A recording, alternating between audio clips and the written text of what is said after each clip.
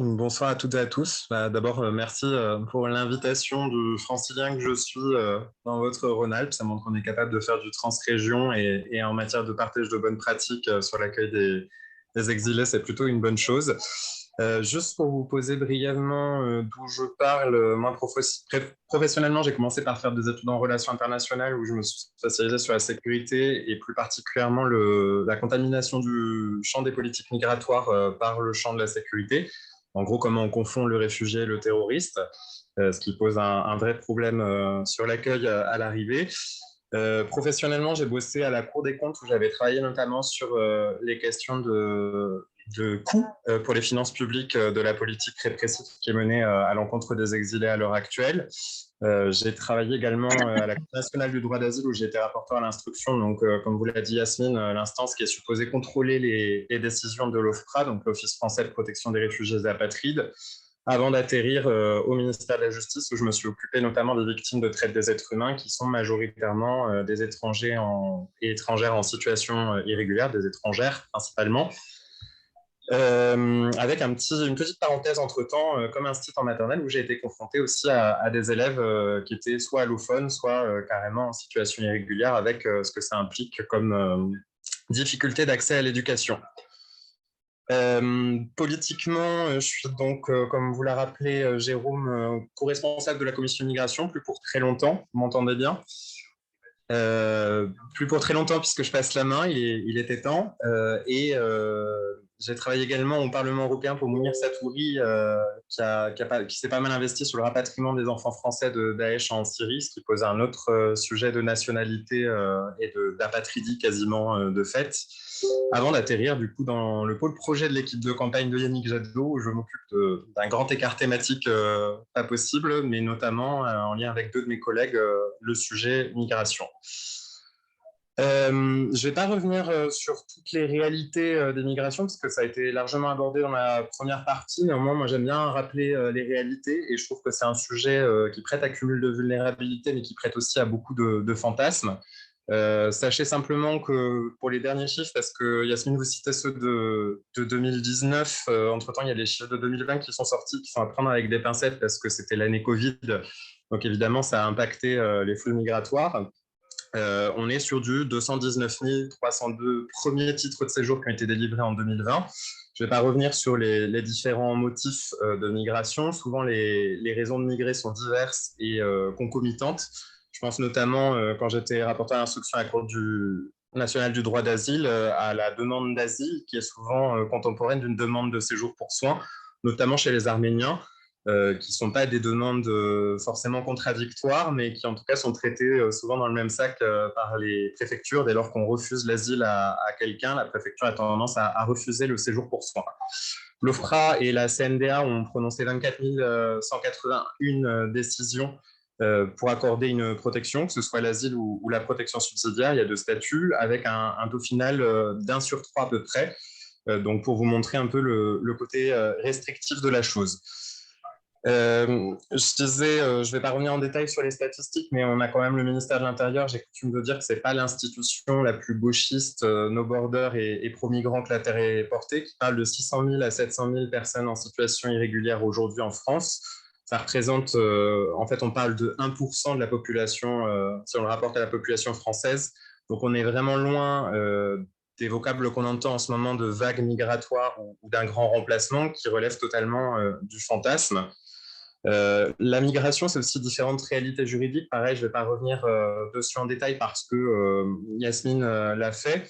Mais ce qu'il faut avoir en tête, c'est que ces titres de séjour ou ces statuts juridiques différents donnent des droits différents. Yasmine a un peu abordé, enfin, vous avez abordé la question des mineurs non accompagnés, qui est hyper importante. Et nous, à Paris, ça se pose de manière assez crue parce que Paris est aussi département, avec l'éternel ping-pong entre l'État qui est chargé des majeurs et les départements qui sont chargés des mineurs, avec toute la question autour de l'accord ou non de la minorité, ce qui nous amène, nous, à la commission immigration, à plutôt prôner ce qu'on appelle la présomption de minorité, c'est-à-dire que le jeune est considéré comme mineur tant qu'un juge ne s'est pas prononcé sur la décision de refus de minorité.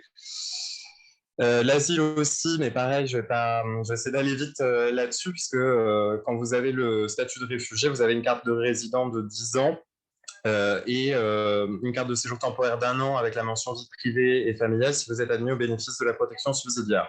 C'est précisément les conséquences de ce tri juridique en termes de précarité administrative auxquelles les écologistes entendent répondre par ce qu'on appelle, nous, l'accueil inconditionnel, c'est-à-dire que quelle que soit votre situation administrative, vous devez avoir les mêmes droits fondamentaux, et j'inclus là-dedans les droits sociaux dont vous avez pas mal parlé au niveau local, droit à la santé, droit à l'éducation, droit au logement notamment.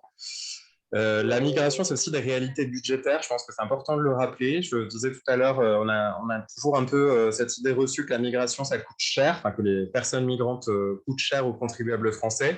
Il y a un rapport au CDE qui est sorti qui montre bien que le coût de l'immigration est nul dans les États étudiés. En France, la contribution budgétaire nette des personnes qui sont nées à l'étranger est de 1,02%. Donc, ce qui veut bien dire que, contrairement aux idées reçues, les immigrés contribuent plus en prestations sociales et en impôts qu'ils ne reçoivent en prestations individuelles. Par ailleurs, j'attirais votre attention tout à l'heure sur le coût de la répression. Alors, le chiffrage est un peu ancien, mais il a le mérite d'être fait par la Cour des comptes, qui, pareil, n'est pas l'institution la plus gauchiste que l'affaire est portée en 2009.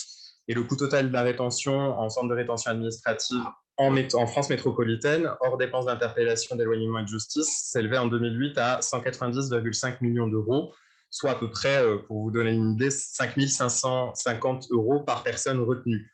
Donc, autant vous dire que ces fonds publics, on pourrait tout à fait les réorienter vers l'accueil. Je vais revenir juste très très rapidement parce qu'après il faut effectivement que je passe aux propositions qu'on va défendre dans la présidentielle, mais ça me semblait important de le rappeler parce qu'elle s'appuie beaucoup sur les positions officielles de l'ELV, même si c'est une campagne du pôle écologiste. Il y a plusieurs motions qui ont été passées, on a été assez prolifique à la commission immigration, notamment dans le feu de l'action au plus fort de la crise afghane, qu'on avait intitulé Afghanistan, le devoir d'agir, qui balayait un peu tous les aspects du sujet, mais notamment en rappelant que l'asile est non seulement un droit des personnes, on parle de droit d'asile, mais aussi un devoir de notre République, donc accorder une protection internationale. Et effectivement aussi une motion qu'on avait comportée avec la commission quartier populaire, on marche un peu sur des œufs sur le sujet, mais la question du racisme et des discriminations à l'origine qui touchent les personnes migrantes, mais pas que, et la question de la régularisation, notamment par le travail, des travailleurs sans papier. Parce qu'on sait aussi que c'est la précarité administrative qui crée la précarité sociale, avec ce dont je vous parlais tout à l'heure, les populations migrantes qui sont touchées par un cumul de vulnérabilité. Ce n'est pas la même chose d'être sans papier, femme, racisée. Si en plus vous êtes lesbienne, vous avez gagné au niveau cumul de vulnérabilité. Donc, le gros enjeu qu'on va avoir pour 2022, il ne vous aura pas échappé qu'on a non seulement deux candidats et candidates d'extrême droite qui ont ce que moi j'ai coutume d'appeler un populisme migratoire xénophobe, donc Éric Zemmour et Marine Le Pen pour ne pas les citer.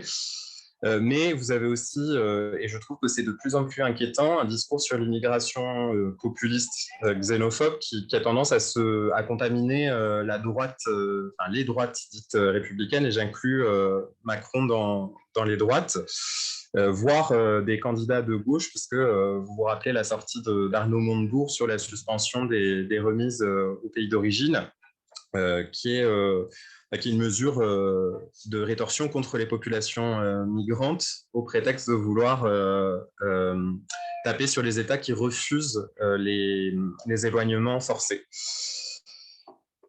Sur ce qu'on va défendre sur la présidentielle, je vais faire plaisir à Yasmine parce que je vais être aussi dans une pensée ternaire parce qu'on a décidé de traiter le sujet des migrations dans trois parties différentes, à la fois les questions internationales, puisque c'est un phénomène transnational, les questions européennes aussi, puisque ça a été largement un peu débattu ce soir. Il y a la question des normes européennes en la matière, et évidemment, c'est une présidentielle de la République française, les règles nationales qui s'appliquent. D'abord en France et dans les autres États membres de l'Union européenne, on a ce que je disais, un phénomène de peur et de repli identitaire et des politiques populistes. Les migrations sont mises en scène comme des crises à juguler, comme une forme de menace à combattre, alors qu'en réalité, elles font partie non seulement de l'histoire de l'humanité, mais aussi du continent européen. Et elles apportent des transformations structurelles de notre société qu'il nous faut accompagner. Cette tendance, donc je vous le disais, se traduit dans le discours par médiatique et politique, hein, parce que j'ai parlé des politiques, mais dans les médias, c'est aussi très prégnant. Hein. Pour l'anecdote, quand j'étais intervenu sur LCI sur la crise afghane, la question, le thème du jour, c'était exilés afghans, la France est-elle trop laxiste? Parce qu'on avait 3 personnes sur 2000 qui évacuées qui étaient soupçonnées de liens avec les talibans ou des groupes terroristes. Donc on est vraiment sur des descriptions qui sont apocalyptiques et à la limite du mensonger, avec des distorsions statistiques et les théories du grand remplacement qui sont de plus en plus banalisées, sinon de l'appel d'air. Dans les politiques, donc on a une forme de répression et dans l'idée d'une dissuasion de cet appel d'air. Or, ça ne marche pas, les personnes sont là, qu'on le veuille ou non, et simplement, vous allez compliquer le passage des frontières, ce qui donne les drames qu'on sait, avec le dernier en date, le naufrage dans la Manche, qui a coûté la vie à une trentaine de personnes. Au total, c'était plus de 20 000 personnes qui ont été tuées, le plus souvent noyées depuis 2014.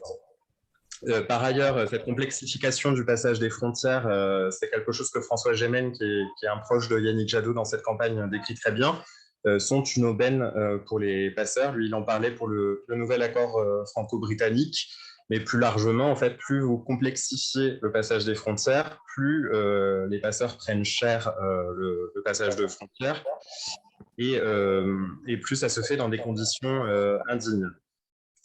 Par ailleurs, il y a la question aussi de l'instrumentalisation de l'arme migratoire qui s'est posée dans le cadre de la Biélorussie et de la Pologne, avec cette idée de si vous ne faites pas ce qu'on dit ou si vous ne levez pas les mesures de sanctions de l'Union européenne à l'encontre de notre pays, on va lâcher des populations migrantes sur vous. C'est quand même un vrai sujet déontologique en termes de politique bilatérale. Plus la question de l'externalisation des frontières à des pays dont on sait les mauvaises pratiques. Je pense notamment à la Turquie et la Libye. Alors parfois, faute de moyens pour l'accueil des exilés, mais parfois on est carrément sur des dynamiques de marché d'esclaves à ciel ouvert. Enfin, l'instabilité libyenne donne ce type de situation. Et du coup, on finance des accords migratoires avec de l'argent du contribuable européen qui pose question. Il faut donc agir sur 3 aspects simultanés, à la fois rétablir la vérité des faits, proposer un contre-discours et mettre en avant une nouvelle politique, à la fois humaniste, solidaire et réaliste, et des changements radicaux de pratiques qui doivent s'incarner de façon cohérente dans nos relations extérieures et dans notre politique nationale. Il faut substituer aux politiques actuelles qui cherchent à lutter contre les migrations une politique qui normalise et organise les migrations. Ce souci de normalisation, il doit nous inciter à reconnaître le caractère à la fois multiple et complexe des motivations qui poussent des personnes à quitter leur pays d'origine, autrement dit à se déraciner, pour un temps plus ou moins long, parfois définitivement. À cet égard, il faut harmoniser et faciliter les conditions d'examen et d'accueil des demandeurs de séjour. Donc j'inclus là-dedans les demandeurs d'asile. En fait, on est aussi sur une problématique d'accès au séjour, sans pour autant empiler les catégories et renforcer donc la logique de tri que je dénonçais à titre préliminaire. Les mesures qu'on souhaiterait porter, donc d'un point de vue récit politique, on l'a traduit par construire des ponts et pas des murs, mais vous avez une dynamique dans plein de pays d'Europe à l'heure actuelle, y compris sur le territoire européen, de construction de murs en dur. D'abord mettre un terme effectivement à l'externalisation des frontières, les accords migratoires avec la Turquie et la Libye au premier chef. J'ai plus en chiffres les têtes, mais ça se compte en tête les chiffres, pardon, mais ça se compte en millions, voire en milliards pour la Turquie. Et renforcer les opérations de recherche et de sauvetage en mer de nature humanitaire. Aujourd'hui, notamment renverser l'objectif de Frontex, qui doit plus être seulement un organisme de contrôle des frontières, mais de sauvetage. Il faut également qu'on déconnecte les différents instruments financiers en faveur des pays tiers, je pense à l'aide publique au développement, de la question du contrôle des flux migratoires. Évidemment, mettre en place des voies sûres et légales à partir des pays d'origine. Si je le traduis très concrètement sur l'accord franco-britannique, ça veut dire en fait penser comment on laisse passer les gens en Angleterre ou pas? Est-ce que c'est à la France de sous-traiter le contrôle des frontières britanniques? Je ne pense pas non plus. En fait, on est sur la même dynamique depuis la Libye jusqu'à l'Italie, la Grèce et l'Espagne. Et puis ensuite en France, à Calais, avec les drames qu'on sait que ça donne. Refonder la politique européenne de l'asile. Donc ça a été dit sur le règlement Dublin. Je rappelle que Dublin, c'est une faculté, en tout cas la question des Dublinés, donc la possibilité pour un État qui ne serait pas jugé responsable, parce que ce ne serait pas le premier État que la personne exilée aurait foulé au pied. Du coup, moi, France, par exemple, si j'ai la personne qui est enregistrée en Grèce, j'ai la possibilité de l'expulser vers la Grèce, ce qui donne une surcharge des pays aux portes de l'Europe qui ne sont pas en capacité d'accueillir dignement, avec les situations qu'on sait. Reza Jaffari, avec lequel je suis régulièrement en échange, m'a envoyé des photos assez, je vous avoue, qui m'ont un peu traumatisé sur des personnes qui se suicident dans les campements en Grèce parce que les conditions sont complètement indignes.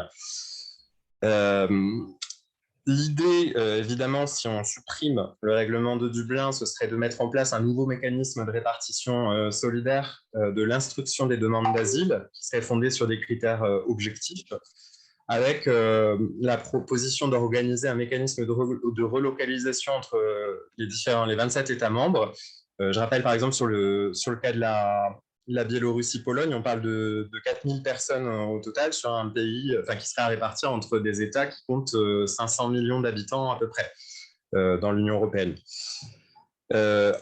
Évidemment, cette relocalisation, elle doit tenir compte des liens effectifs. Ça a été dit un peu ce soir, c'est quand même plus facile de s'intégrer dans un pays dont on maîtrise la langue, d'où sans doute les candidats à l'immigration vers la Grande-Bretagne et les aspirations des demandeurs d'asile pour éviter ensuite que les personnes ne bougent trop au sein du continent européen et arrivent à se stabiliser.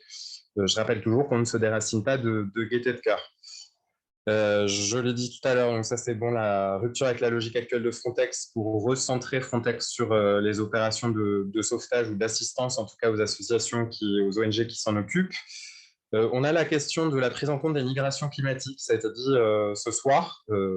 J'ose presque pas employer le terme de réfugiés climatiques, même si c'est vers ça qu'on tend d'après les Nations Unies. La difficulté, elle est d'ordre juridique. Là-dessus, Yasmine l'expliquerait beaucoup mieux que moi, mais en fait, on est sur une nécessité de modifier la Convention de Genève si on veut que ce soit pris en compte au niveau international. Donc nous, on se dirige plus modestement au niveau de la présidentielle vers une modification du CESEDA, donc le code de l'entrée du séjour des étrangers du droit d'asile, qui prendrait en compte cette migration climatique. La difficulté étant que le climat n'est pas un agent de persécution au sens de la Convention de Genève. Néanmoins, en fait, il est générateur de déplacements forcés de plus en plus. L'exemple le plus frappant, c'est évidemment les États insulaires qui risquent de disparaître sous les eaux, mais ça peut poser des problèmes de sécheresse dans certains pays. L'exemple que je cite toujours, c'est qu'en Afghanistan, vous avez aujourd'hui plus de déplacés forcés du fait de la sécheresse et de la famine que du fait du conflit qui dure depuis des décennies et des décennies. Je parlais aussi du nouvel accord entre l'UE et le Royaume-Uni. Donc ça, c'est à préciser. Je peux malheureusement pas m'engager jusqu'au bout sur la teneur de cet accord, et ce sera à réfléchir de toute façon si on gagne le pouvoir et en lien avec le Royaume-Uni qui évidemment aura des résistances. Aujourd'hui, la ministre de l'Intérieur, enfin l'homologue de Darmanin au Royaume-Uni parlait au moment de la signature de cet accord de rendre impossible le passage de la frontière. Évidemment, on romprait avec cette logique. Côté français, ça s'est traduit par un doublement des effectifs de police aux frontières sur les côtes normandes et du Nord. Évidemment, on aurait intérêt, nous, à muscler le volet accueil, notamment dans le nord de la France. Évidemment, le déploiement de moyens humanitaires de sauvetage en mer. J'ai déjà été très très long. Je peux passer au volet français, parce que là j'étais que sur le volet européen. On pourra revenir dans la discussion sur des points que tu n'auras pas détaillés. Oui, si évidemment. Tu peux penser à aller beaucoup plus vite, mais j'ai quasi fini. Parfait. Du coup, sur les mesures urgentes, évidemment, la mise à l'abri immédiate, j'en profite pour saluer la position assez courageuse de Yannick sur la question du sans-abrisme. Et là, on est en plein accueil inconditionnel. Je rappelle qu'une personne sans abri est en situation de rue, qu'elle soit en situation régulière ou non sur le territoire national. Vous avez évoqué des pistes ce soir au niveau local. La question des squats conventionnés est intéressante. Et en tout cas, nous à Paris, ça se pose assez vivement. J'avais fait le calcul au moment des municipales. Vu le nombre de mètres carrés vides de logements, on aurait de quoi offrir 300 mètres carrés par SDF. Donc c'est quand même un petit peu ridicule de se dire qu'on a autant de mètres carrés vides à disposition avec le problème que soulevait Yasmine de la mise aux normes et pour permettre un accueil dans des conditions dignes. La question, attendez, préserver la couverture de santé. Alors oui, là, on se dirige plutôt vers le fait de faire sauter les délais de carence qui ont été mis en place sous Macron dans l'accès à la santé. Ça vaut, évidemment, c'est un non-sens sanitaire en pleine période de crise Covid. Ça veut dire que vous avez des personnes qui virtuellement vont être atteintes par un virus qui se contrefiche de la situation administrative des gens, mais qui ne seront pas soignées. Donc, ce qui pose évidemment des questions en termes de gestion de crise sanitaire, mais ça vaut aussi sur d'autres pandémies. Là, j'ai travaillé dans le cadre de la campagne sur la pandémie de VIH, qui est une pandémie qu'on connaît mieux et sur laquelle on a plus de recul. Ce qu'il faut savoir aujourd'hui, c'est qu'on a quelque chose qu'on rate collectivement. Aujourd'hui, les personnes nées à l'étranger mais contaminées en France sont surreprésentées parmi les nouvelles contaminations. Sur les mineurs isolés, bon, je vous l'ai dit, on est plutôt sur une présomption de minorité, c'est-à-dire que tant qu'un juge ne s'est pas prononcé sur le cas d'un jeune, il est considéré comme mineur et ça implique une prise en charge de plein droit. À charge ensuite pour l'État de doter correctement les départements financièrement pour qu'ils puissent faire cette prise en charge de plein droit. Et j'inclus dans la prise en charge la question de l'accompagnement social et psychologique. On est souvent sur des jeunes qui sont polytraumatisés et il ne s'agit pas seulement de les héberger dans un hôtel comme ça se fait régulièrement, faute de place dans les centres d'hébergement, mais bien de les prendre en charge jusqu'au bout, avec évidemment une réflexion sur comment on évite les sorties sèches de la prise en charge à la majorité, et voir les expulsions concernant les mineurs non accompagnés étrangers. Je vais accélérer parce que là, je suis très, très long. Mais du coup, à plus long terme, en fait, on souhaite mettre fin aux situations de non-droit. Donc, à court terme, envisager une campagne de régularisation large pour en finir avec des situations absurdes qui ont un coût humain et un coût de gestion et qui frappent aujourd'hui les personnes sans papier présentes sur le territoire. Là, ça a été très marqué dans les morts qu'il y a eu parmi les livreurs de plateformes à vélo, parce que c'est des secteurs qui sont largement investis par les sans-papiers qui, comme l'a rappelé Yasmine, ont toujours des difficultés dans le droit au travail, parce qu'ils n'ont pas le droit de travailler, sauf que pendant ce temps-là, ils existent, et que du coup, évidemment, ils ont besoin de se nourrir, et ils ont des dépenses liées à leur vie sur le territoire. On souhaite également simplifier drastiquement le système de titres de séjour en France. Comme vous l'a dit Yasmine, il y a énormément de motifs de titres de séjour qui complexifient d'autant plus l'obtention de ces titres pour des populations allophones, avec l'idée d'un même titre de séjour temporaire et reconductible pour tous les étrangers, notamment en attente de l'examen de leur demande, avec des conditions d'accès à l'emploi, au logement, à la santé, aux droits sociaux, immédiates et graduelles. L'idée est d'envisager une simplification des catégories de titres de séjour. Aujourd'hui, on a le titre de séjour étudiant, familial, économique, l'asile, le titre de séjour humanitaire, etc. etc. Les mesures pour simplifier enfin les procédures administratives qui entravent aujourd'hui l'accès au droit, notamment dans un contexte de dématérialisation des services publics. Ça vaut pour la procédure d'asile, mais ça vaut aussi pour l'accès à la santé. Ça pose des difficultés de fracture numérique pour des publics qui sont, comme je le disais, particulièrement vulnérables. Enfin, et je terminerai là-dessus, on a un vrai souci pour assurer l'effectivité du droit d'asile en France. Donc, on souhaite notamment, et c'est parce que je porte le programme sur les LGBTQIA que j'ai eu cette idée-là qu'on défend à la Commission immigration depuis longtemps, la suppression de la liste des pays dits d'origine sûre, Donc, c'est une liste qui est décidée en conseil d'administration de l'OFPRA tous les ans et qui fait qu'en pratique, vous êtes quasi sûr que votre demande d'asile soit rejetée si vous venez de ces pays-là.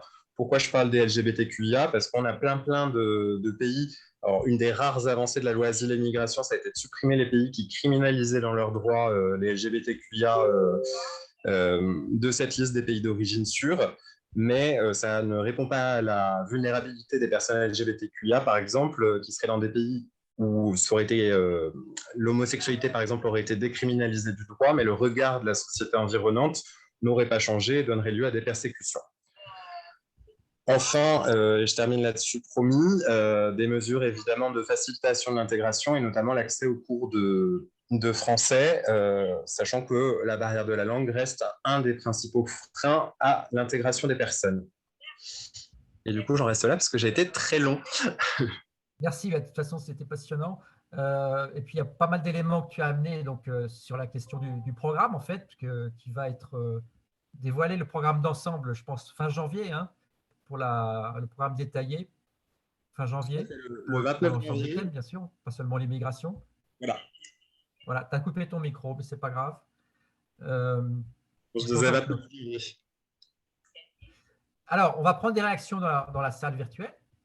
Donc, qu'est-ce qui voudrait intervenir? Il y a déjà eu quelques réactions dans le chat. Si vous voulez les développer, allez-y, hein, Fatih. Et puis, alors, non, Emmanuel, c'est pour quitter. Merci. Merci pour toutes ces informations. Sur le programme national de Yannick pour les élections, il y a un sujet dont j'ai fait part dans le chat. J'ai eu des retours de personnes qui sont rentrées notamment de Guyane, où on me disait qu'il y avait une forte population migrante qui passait notamment par les DOM-TOM, donc la Guyane, pour rentrer en France, et que les conditions étaient plus que catastrophiques puisque les gens dormaient à même le sol devant les préfectures. Est-ce qu'on a un projet sur cette thématique-là? Est-ce qu'on prend plusieurs questions et je réponds à une grappe de questions ou je peux répondre sur ce côté spécifique?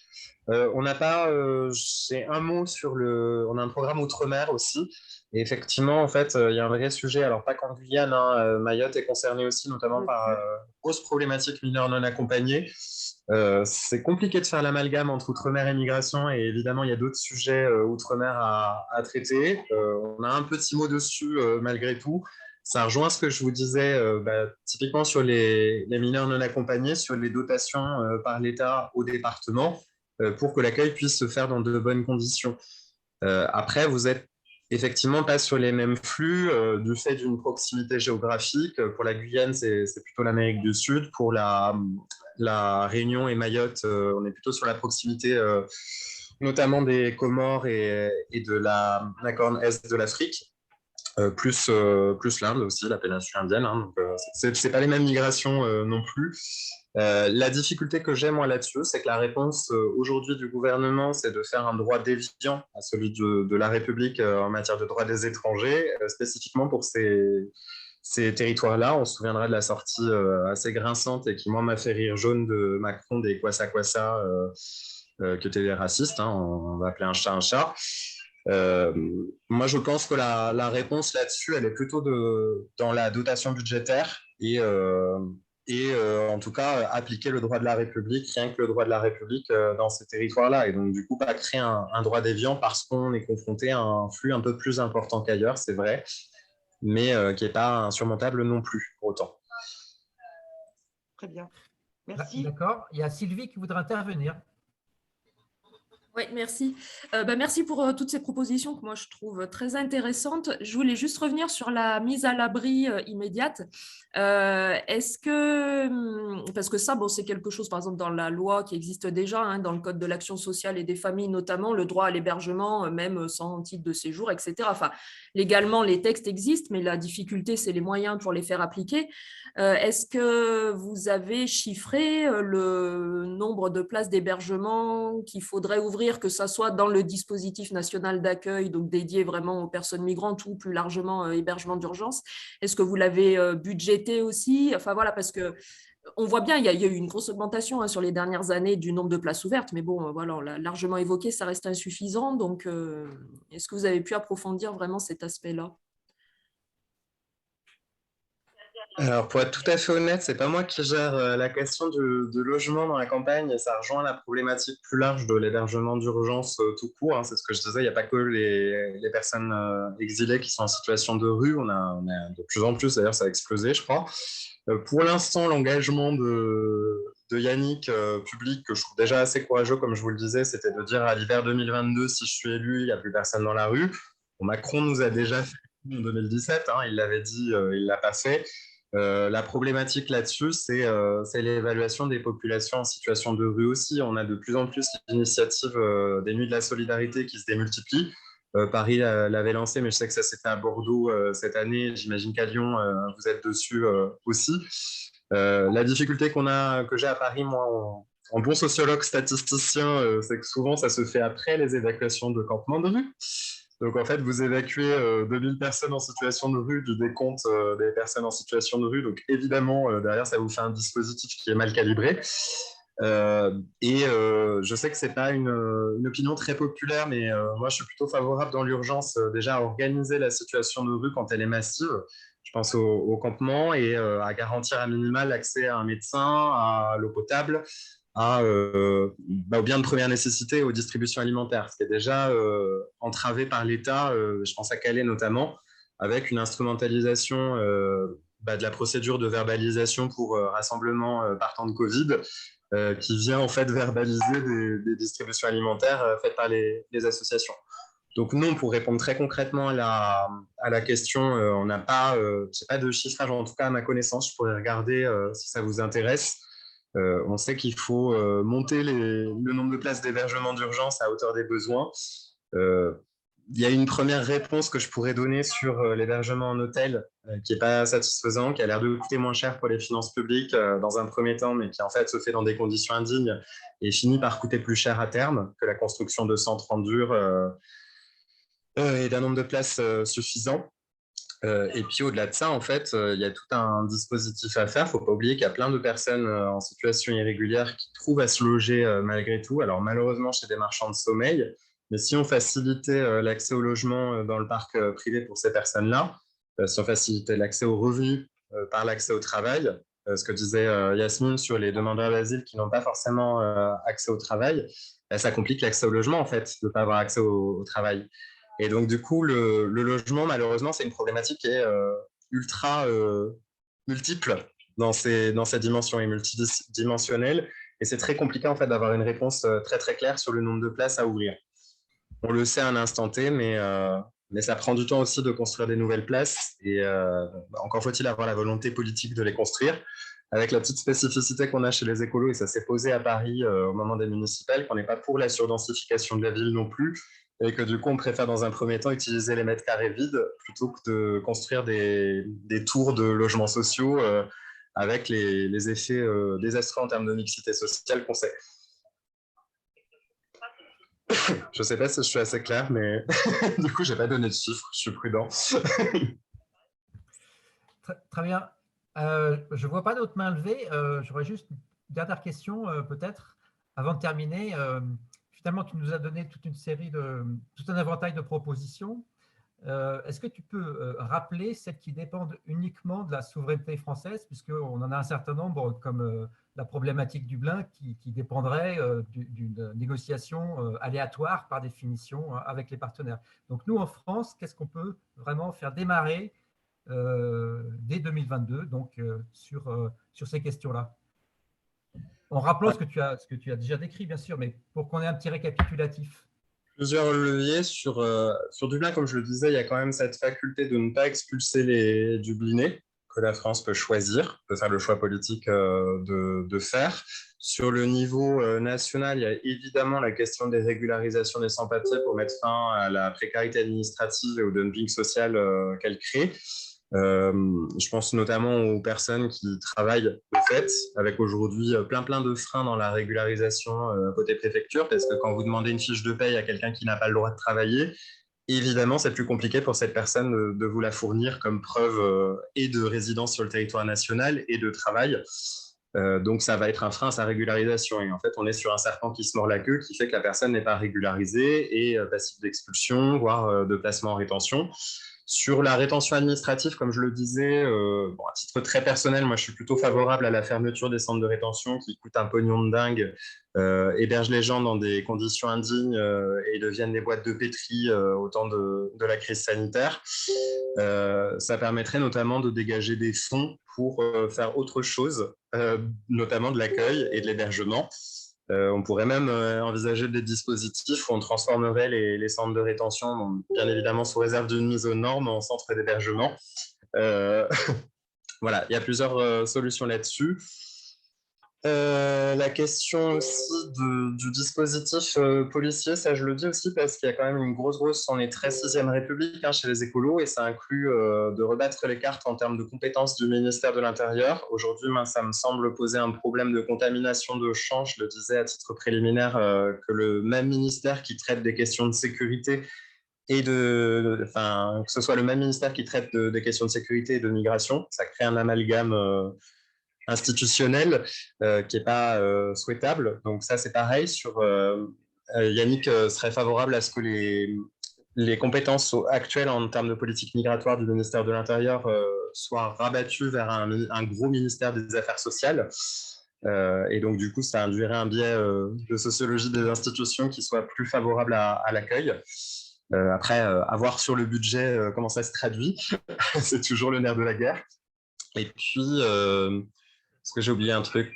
La santé, je vous disais, faire sauter les délais de carence qui sont une absurdité sanitaire aujourd'hui dans l'accès à la santé au prétexte de faire des économies, surtout qu'en plus, ça coûte vraiment absolument rien. Enfin, c'est assez... comme je le disais, en fait, les personnes migrantes rapportent plus à l'État français aujourd'hui qu'elles ne coûtent en aide sociale, et j'inclus la sécurité sociale dedans. Sauf que du coup, on crée des situations absurdes où les gens attendent, surchargent les urgences notamment parce que, moi je l'ai vécu sur les campements de migrants, on se retrouve à arriver avec des petits bobos aux urgences parce que sinon les personnes ne sont pas prises en charge. Et donc du coup, ça c'est des volets légaux sur lesquels on a une prise en tant que gouvernement écolo. Très bien. Ouais. Ok, très bien. Je vous propose d'en terminer et puis notamment les intervenants et les intervenantes.